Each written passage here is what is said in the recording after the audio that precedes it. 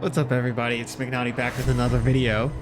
I did not stream this event like I normally would during the week, but I wanted to take a moment to go through the experiences of doing 12 laps at Monza in the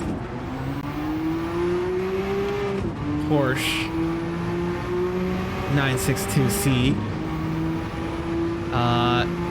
And the first thing of note here is that we're doing the no chicane variant of Monza, which ends up with you doing speeds of excess of 205 miles an hour in slipstream, all leading up to this braking zone here as we go through our outlap. This chicane, typically the second chicane, which is now the first, you can gain or lose up to a second of time, I found. Through practice, a couple practice laps that I did before this. So that series of corners are certainly very important. Getting an good exit out of Lesmo 2 is also important. And what I found with this car is that, with the exception of the Ascari complex here, you want to get out in third gear. Now, the reason why I did second gear in Ascari is that even if you do third gear, you're going to have to lift through the middle corner of 3. And that ends up being a recurring theme throughout this race, that some people haven't quite caught on to that. The time between gear shifts in this car, given that it's such an old car, I think it's from 1968, the gear shifts take quite a while and you end up losing quite a bit of momentum. So while you're closer to the power band in gear 2, to keep your momentum going, it's actually better to do gear 3. So you have a lot of time now, as I start this hot lap, to think about your braking point, which is typically the 150 board, as I do there. Get it down to first, up into second, and then try to be as brave as I could on the throttle there. Not the best exit, but it'll suffice. Down to second, up to third for Lesmo 1, going into Lesmo 2 now. The same thing on the power as soon as you hit the apex, and just try to keep it on track. Now, I tend to like this variant because you have a lot of time to think about where you need to brake next, and I found myself sweating a lot less in this race. The braking point for Ascari without slipstream was that escape road on the right, and then, as you saw there, it's just really crucial to get your corner exits right. Another time to think before Parabolica, braking just after the 100-meter sign. Do go a little bit deep into Parabolica, and it takes me a little while longer than I thought it should have to get back on the power. And as we cross the line, we're going to get a 126.335. Now, here's where I make my first mistake in qualifying. As you see other people start to set their times, as E. Wood goes significantly faster with a 125.6, I believe. I get loose on the grass, miss my braking point. I'm actually down half a tenth of a second, and people are resetting to the pits. I was the first one to cross that start-finish line. I was the first one out of the pit box, so I could have made sure to get another lap in on fresh tires, but I make the mistake of staying out and trying to do another hot lap. Now you can see into Lesmo 1, I got a little bit deep into the corner, so I start thinking to myself, I'm like, okay, well, let me let the tires cool down and then let some other people pass me and get into the slipstream, because I did not have anybody to slipstream off of for that first qualifying lap. So I slow down drastically here, let people go by, passing on way off the racing line. And as this group passes by, I'm just going to try and snip up behind JP Scale here and try to take advantage of the slipstream going down from the last corner to turn 2 in the no chicane layout. So you can see here that slipstream was actually turned off, and I did not realize that while I was doing it, because normally I was expecting to hit 207 miles an hour, but I barely hit 200 there. And you can see in the tire graphic on the bottom left of the screen that my rear tires are starting to show some visible wear. And I'm starting to catch up with JP Scale here to the point where it's probably more of a distraction than an advantage at this point. As I complete Sector 2, I'm almost half a second off my best time. But as of right now, I'm still in P5, and I'm just, hoping that I don't drop too far down the order because, as is customary in this game, the back of the pack is a little bit more rough to navigate through. So I'm going to cross the line here and end up with not an improvement, a 126, but not enough to for now. All right, so as we get started, I found myself to be the top ranked driver in terms of DR in this lobby, as you saw by the number 1 next to my car. So I have a lot more to lose, not as much to gain, so I need to make sure that I stay out of trouble and make my way up the pack. Now, again, this race isn't very long, only 12 laps, takes about 20 something minutes from start to finish. And again, PD, if you're listening, please make these races longer, because I don't know what to do for an hour and a half between stints here, except maybe hop on another account that's in a GT2 or whatnot. But I think either making these races longer or adding the ability to do them every hour, that would be great. So please and thanks, guys. All right, so we're gonna get started here. First gear is very short in this car. I did do one practice race in EMEA, so I learned that there, that we're gonna wanna get to second gear as quickly as possible. That could be the difference here. So successful upshift, task number 1 complete, hopping into the slipstream, and have about 15 seconds or so to think about where I'm gonna position the car, where I'm gonna brake, eye in the mirror, and eye in front, and just trying not to crash into anyone as we approach the braking zone. Andre got on the brakes a little bit early, but we're gonna nip up the inside here, and then unfortunately get pushed a little bit wide by Jamo. I don't know that enough room was given there, but the important thing is to not overreact. We're down into P7 as we go into Lesmo 1, making our way to Lesmo 2. Just staying with this lead pack is important because the slipstream is worth so much as you go down the straight from the end of Parabolica to what is now the first chicane. So I'm just pulling to the side so I can see, right?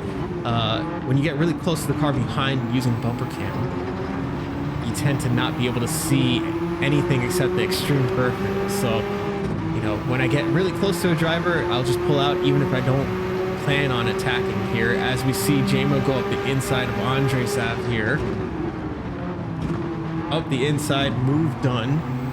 But for me, I'm just watching it unfold and then just trying to stay in the slipstream. So you can see that there's a 3/10 gap in front, a 5/10 gap behind.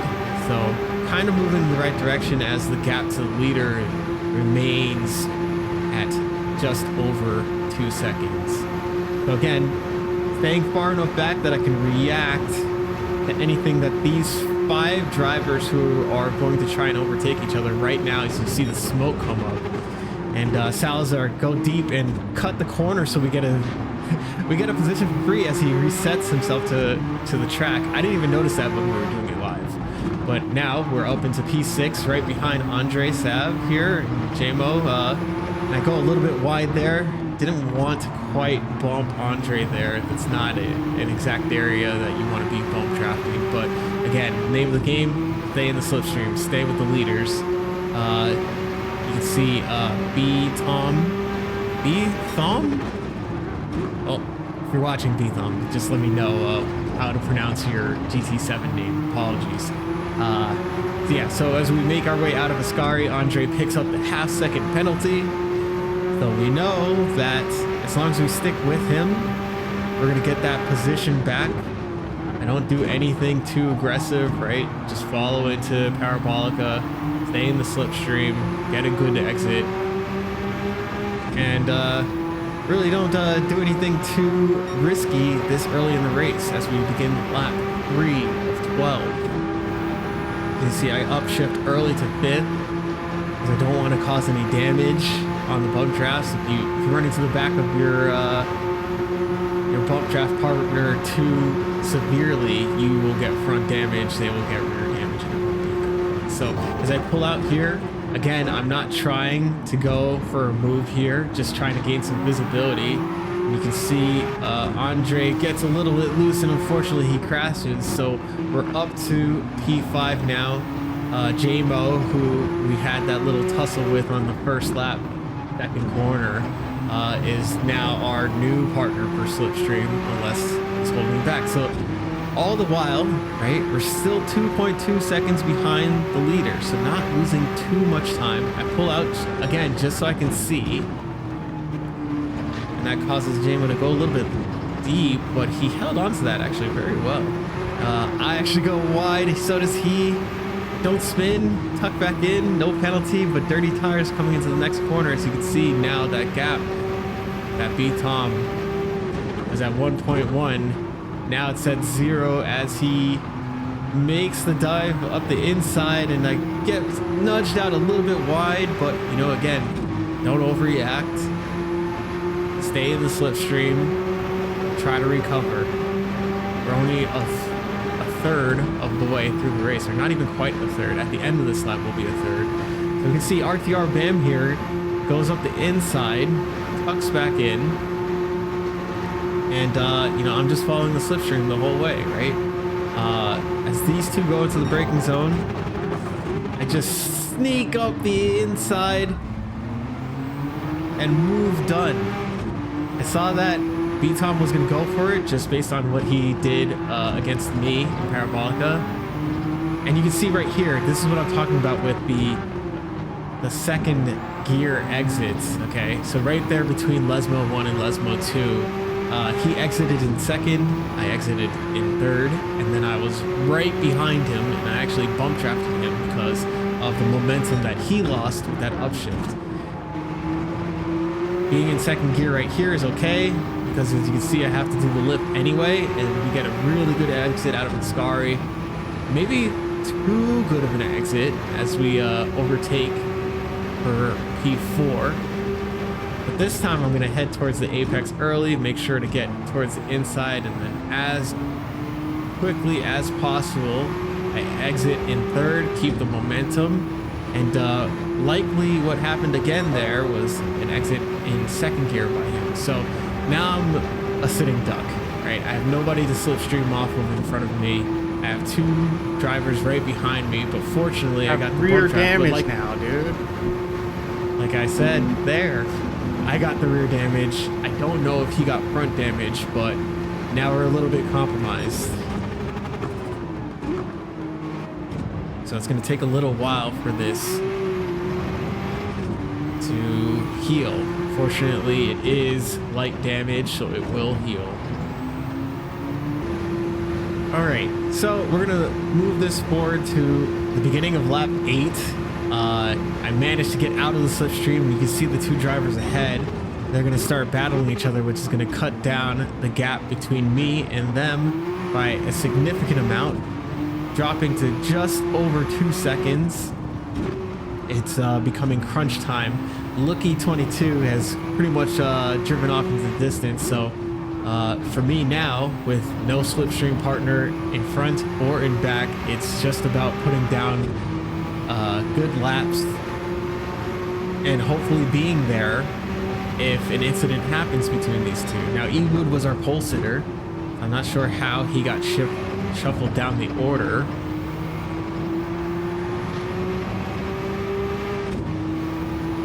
However, that doesn't matter to me. What matters to me is just putting in the laps, consistent lap times. As you can see there, we're in the high 126s, low 127s when everything is lined up well.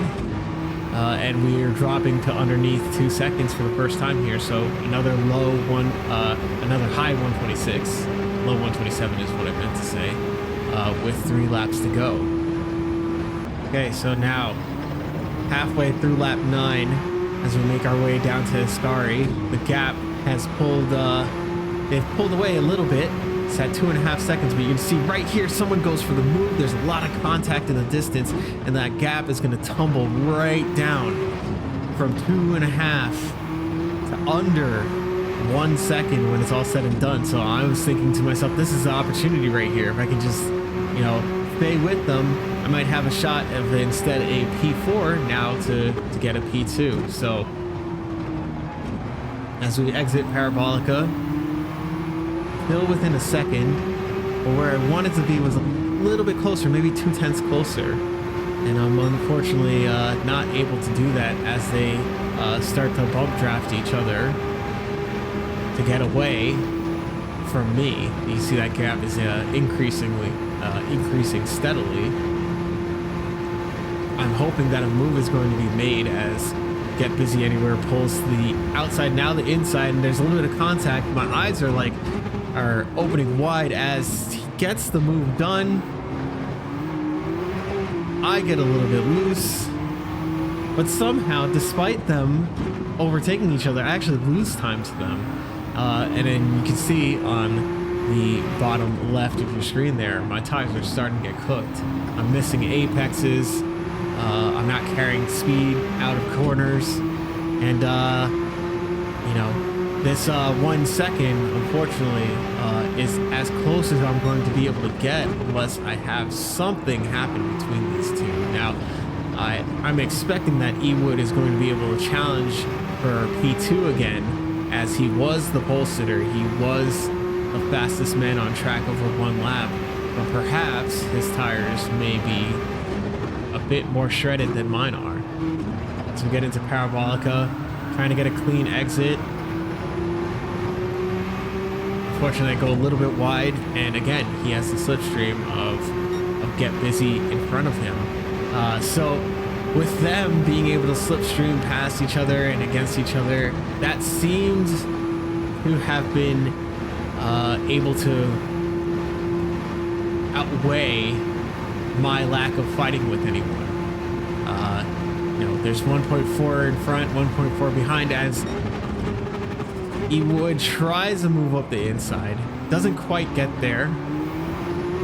These two are battling back and forth, but remarkably, they're only losing a couple tenths to me. My lap times haven't changed that much. You can see lap 10 was a 1:27.1, 1:27.0 for lap 9, 1:26.7 for lap 8. And as we come across the timing for sector 2, you'll see that I'm only a 10th off of my fastest time. So it's not like my pace has dropped off significantly, but I think that the fact that they can slipstream off of each other, that helped them keep away from me. So 1 lap to go here. These two are right on top of each other. I don't get as good of an exit here, and I'm now 1.6 behind. So right now, all that I'm hoping is that there's some sort of back and forth as we set another 126.9, so a high 126. All that I'm hoping is that they hold each other up just long enough. As you can see, they almost go too wide. Now they actually are too wide. There's smoke popping off in the distance. Are they going to knock each other off track? Ewood goes up the inside. Yet another puff of smoke. Ewood up the inside. Gets through the chicane, takes P2 away from Get Busy Anywhere. The gap is still at 1.8 seconds. So again, like I was saying, despite them fighting going into that first chicane, I am not able to make up this gap. They go into Les Mode 2, making their way down into Parabolica. Is a move on for Get Busy Anywhere to Get Busy literally anywhere. More smoke puffing up. Is he going to go for this move into Ascari? No, he tucks back in behind Ewood, hoping to get a better exit out of Ascari.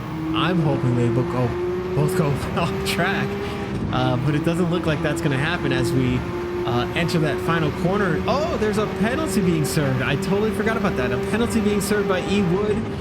Get busy, gets busy, going into Parabolica, out of Parabolica with a good enough exit, secure P2. E. Wood will finish P3. Look, he was gone. And P4 for me. Yeah. It's half hour. And I would have ended the stream there. That would have been it. So, no point in streaming with this.